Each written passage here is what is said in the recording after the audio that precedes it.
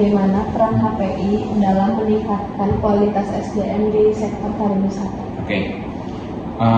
Untuk meningkatkan SDM ya di sektor pariwisata. Yang pertama itu adalah sebenarnya tadi saya sudah spill sedikit ya tentang pelatihan yang rutin. Jadi biarpun saya sudah sebagai menjadi anggota nih, keanggotaan saya sebenarnya dari 2009 saya, gitu ya. Tapi secara officially saya di 2022. Artinya saya ini sudah berjalan 4 tahun ya untuk mengikuti kegiatan-kegiatan tersebut. Saya sebagai anggota memiliki kewajiban. Kewajibannya apa? Yaitu salah satunya adalah meningkatkan kualitas SDM-nya dengan cara diberikan pelatihan sayanya sebagai pelaku pariwisata ya atau sebagai anggota HPI. Biasanya yang akan memberikan materi itu adalah dari senior-senior kami. Biasanya yang sudah menguasai Eropa, benua Amerika, benua Afrika, mereka akan sharing bagaimana cara karakteristik tamu wisatawan dari Eropa, Amerika dan sebagainya seperti itu. Berarti bentuk pelatihannya itu kayak belajar lagi. Yes, dan itu ada SKS-nya sama kayak kuliah.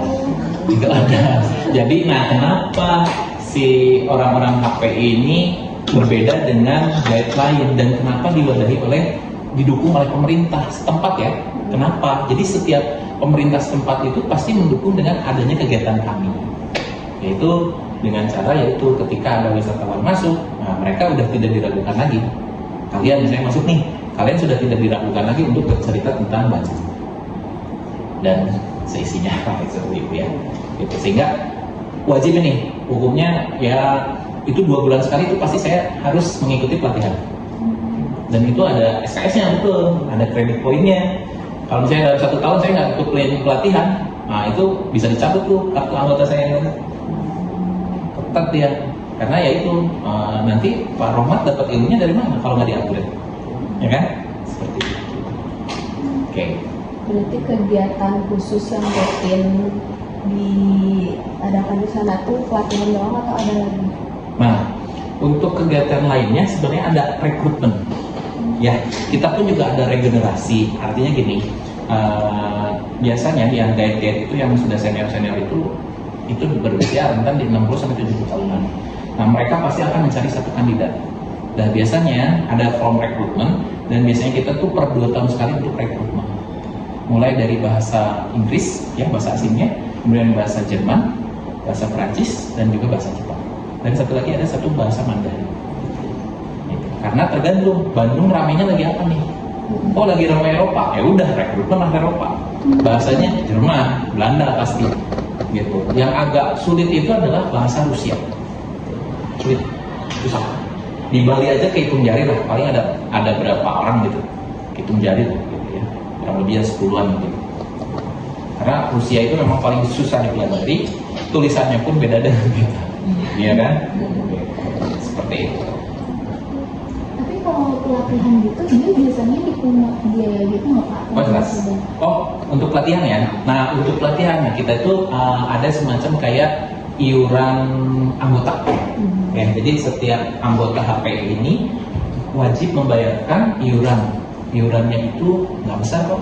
Sebesar pokoknya kalau saya bayar itu 300.000 per tahun.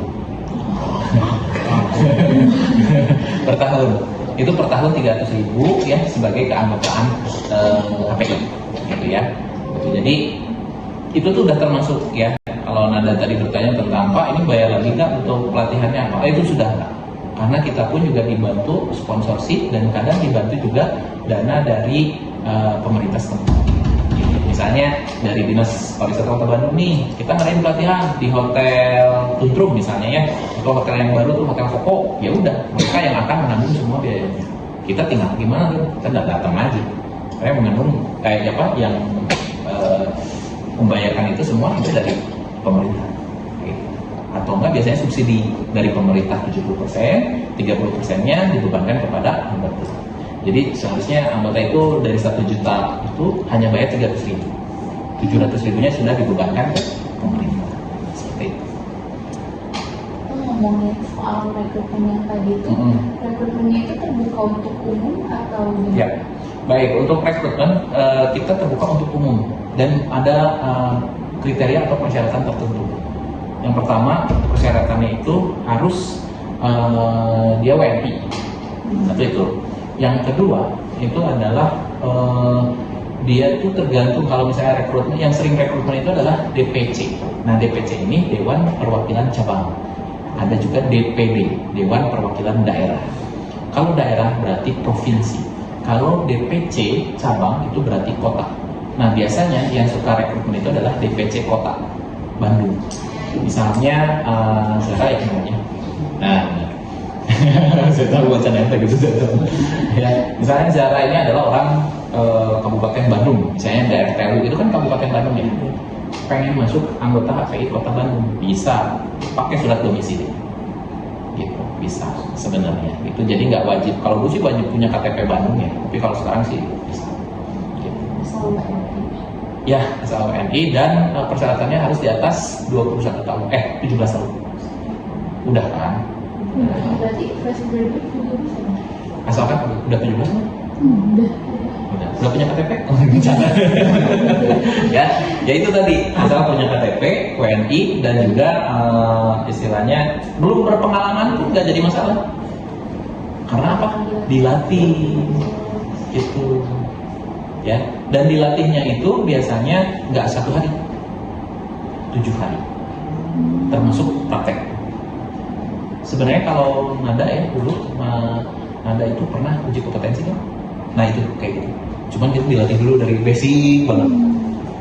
Sekarang ini teman-teman bayangkan, ketika ada wisatawan yang sedang bermain atau yang sedang berrekreasi, tiba-tiba salah satu dari kalian itu adalah sesak nafas atau pingsan dikarenakan misalnya wahana lah, salah satu contoh misalnya gitu. Atau gimana caranya pertolongan pertama ketika dia pingsan. Nah itu seorang pemandu wisata dia harus tahu. Dan saya waktu itu dilatih sama apa tuh namanya?